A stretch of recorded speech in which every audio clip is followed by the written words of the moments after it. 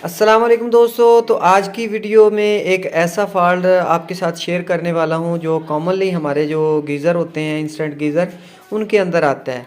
होता यह है कि आपके गीज़र में से जब आपने गीज़र वाली टूटी को ऑन किया तो उसमें से आवाज़ आती है टिक टिक, और उसके अंदर आग भी लग जाती है। बाद औक़ात में आग नहीं लगती, लेकिन अक्सर जो गीज़र हैं उनके अंदर आग भी लग जाती है और जो टिक टिक की आवाज़ है वो आती रहती है, और 5 से 10 सेकंड के बाद आपका जो गीज़र है वो ऑफ़ हो जाता है। ठीक है। अब इस फ़ॉल्ट का जो हल है वो क्या है और ये फ़ॉल्ट किस वजह से आता है? इसमें दोस्तों सबसे पहले आपने जो है अपने सेल चेंज करके देखने हैं। अब ये सेल की वजह से क्यों आएगा फ़ॉल्ट? क्योंकि हल्के करंट पे भी आपका जो स्पार्कर है जिसने आपको आग फ़राहम करनी है, आग लगानी है, वो तो हल्की सी करंट पे भी काम करता है। लेकिन ये वाली जो कॉइल है हमारी, इसने गैस को खोलना है। जब आपके सेल जो हैं वो वीक होंगे तो इधर से ये जो कॉइल है ये प्रॉपर काम नहीं करेगी, बल्कि थोड़ा सा खुलेगी, जिसकी वजह से गैस जो है वो बिल्कुल कम आएगी। जबकि यहाँ पे अगर आग लगेगी वो बिल्कुल कम लगेगी। अब आग कम लगने की वजह से ये जो तीसरी लेग है, देखें ये दो तो हो गए हमारे स्पार्कर, और ये जो तीसरी लेग है इसका काम ये होता है कि जब आग लगती है तो ये ख़ास टेम्परेचर पे जाके इसको पता लग जाता है कि गीज़र में जो है आग लग चुकी है, तो सिग्नल हमारा इस कनेक्शन डब्बी के अंदर आता है और इस पूरे सिस्टम को ये पता लगता है कि आग लग चुकी है, अब इसने स्पार्कर को ऑफ़ करना है।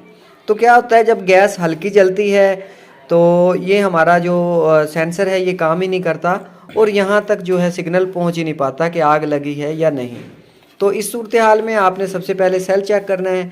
अगर आपने सेल नए डाले हैं उसके बाद भी आपका यही फ़ॉल्ट आ रहा है तो फिर आपने ये वाली जो वायर है इसको चेक कर लेना है। ठीक है, अक्सर ये वायर उतरी होती है या ये सेंसर काम नहीं कर रहा होता। तो यहाँ से आपने ये पूरी जो लाइन है इसको चेक करना है, ठीक है, यहाँ तक। और अगर फिर भी आपका गीज़र वही फ़ॉल्ट कर रहा है तो फिर लास्ट में आपके पास एक ही ऑप्शन रह जाता है कि आपकी ये जो जंक्शन वाली डब्बी है, ये वाली, ये हमारा टोटल जो सिस्टम है इसमें कोई ख़राबी है और इसको रिपेयर नहीं करते कोई भी।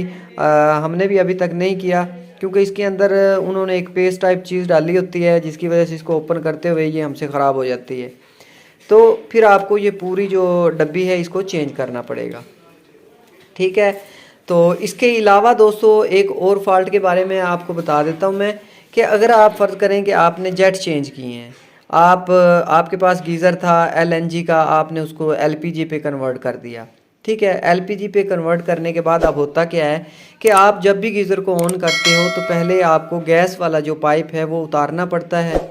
उतारने के बाद जब आप उसको दोबारा से लगाएंगे तो आपके गीज़र में जो है वो आग लग जाएगी। अदरवाइज़ पाइप अगर इसके साथ लगा हुआ है इधर गैस वाला, और आप जैसे ही अपने गीज़र को ऑन करते हैं तो उसके अंदर जो है आग नहीं लगती, आप पाइप को दोबारा से उतारते हैं फिर लगाते हैं, हवा निकालने के बाद आपका जो गीज़र है वो ऑन हो जाता है। इसमें भी दोस्तों सबसे पहले वही बात है कि गीज़र के अक्सर जो फ़ॉल्ट होते हैं उसमें सबसे पहले आपके जो सेल वीक होते हैं, जिसकी वजह से आपका गीज़र स्टार्ट नहीं होता। सेल आपने न्यू डालने हैं। उसके बाद दोस्तों इसमें जो प्रॉब्लम अभी मैं आपको बता रहा हूँ, क्योंकि एलपीजी का जो गीज़र के हमने जेट डाले थे तो उसको एलपीजी पे कन्वर्ट किया था।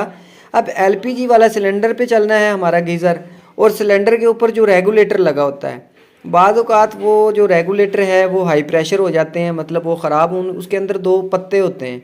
अगर वो पत्ते आपके ख़राब हो जाएं तो आपका जो रेगुलेटर है वो हाई प्रेशर हो जाएगा। हाई प्रेशर होने की वजह से क्या होता है कि गैस का जो प्रेशर है वो फुली प्रेशर इस पाइप के अंदर इन होता है, ठीक है, इसके अंदर। अब जब आपके सेल भी नए हैं, सेल नए होने के बावजूद करंट भी पूरा मिल रहा है, लेकिन वो गैस का प्रेशर है ना, उसकी वजह से हमारी ये वाली जो कॉइल है ये अपना काम नहीं करती। ठीक है।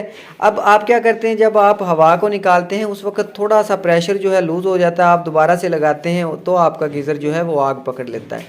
तो इस सूरत हाल में आप अपने सिलेंडर पे लगे हुए रेगुलेटर को चेक करें।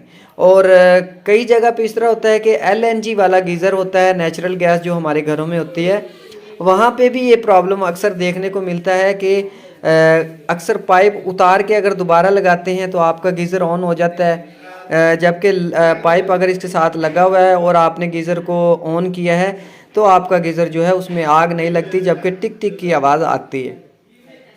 तो उस सूरत हाल में भी दोस्तों जहाँ से आपने गैस इन की है उसके पीछे जाहिर सी बात है कोई वाल वगैरह आपने लगाया होगा। तो वहाँ से अगर आप गैस के प्रेशर को थोड़ा सा कम कर देंगे तब भी आपका गीज़र जो है वो बिल्कुल ओके काम करेगा। लेकिन शर्त यह है कि आपके जो सेल हैं उनके अंदर पावर पूरी होनी चाहिए। आपके सेल वीक हुए तो अक्सर किस्म की जो फॉल्ट्स हैं आपके गीज़र में आ सकते हैं। वो जैसे कहते हैं ना जी, कब्ज़ सब 70 बीमारियों की माँ है। तो इसके अंदर जो सेल है वो 70 बीमारियों की माँ है। तो सेलों की वजह से इसके अंदर कोई भी फॉल्ट जो है वो आ सकता है। तो उम्मीद है कि ये 2 फॉल्ट जो आपके साथ मैंने शेयर किए ये कॉमन से फॉल्ट थे। अक्सर घरों में जो हैं गीज़रों के साथ ये फॉल्ट आ रहे हैं, इसीलिए मैंने सोचा कि इस पे एक वीडियो बना के आप दोस्तों के साथ शेयर कर दूँ। अदरवाइज़ होना तो ये था कि अगर मुझे कोई इस तरह का फॉल्टी गीज़र मिलता जिसके ऊपर मैं आपको प्रैक्टिकली काम करके दिखाता तो फिर वीडियो बनती, लेकिन अभी इस तरह का कोई काम मेरे पास आया नहीं। तो इसलिए मैंने क्या किया कि एक गीज़र ऑलरेडी मेरे पास ठीक होने के लिए आया हुआ है, तो मैंने उसी के ऊपर वीडियो बना दी ताकि आपको समझा सकूं कि इस तरह के फ़ॉल्ट का हल आपने किस तरह से करना है। तो वीडियो को लाइक करें, चैनल को सब्सक्राइब करें, मज़ीद वीडियोज़ देखने के लिए बेल आइकन को ज़रूर प्रेस करें। Thanks for watching. अल्लाह हाफिज़।